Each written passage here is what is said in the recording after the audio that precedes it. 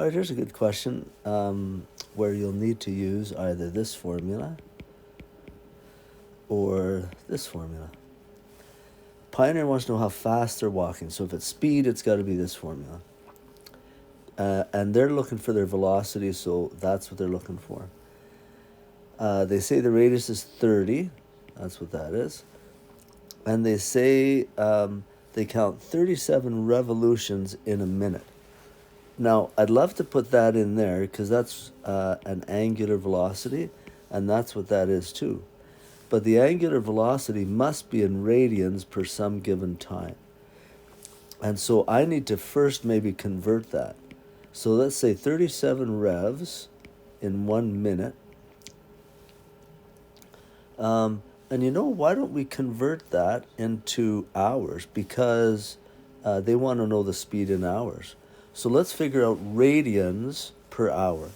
So to do that, I just use dimensional analysis. So 1 revolution is the same thing as 2 pi radians. And radians is what we want. There, so we have radians, good. Now let's convert the minutes to hours. So 60 minutes is the same as 1 hour. So this here, the answer to that will be my angular velocity. Okay, so let's plug it in. So velocity is equal to, radius is 30 centimeters. Oh, we need kilometers. I guess we can do the same thing. So the radius, let's go 30 centimeters, but let's times it by, there's 100,000 centimeters in 1 kilometer. Okay, so that there is my radius, multiplied by my angular velocity is 37.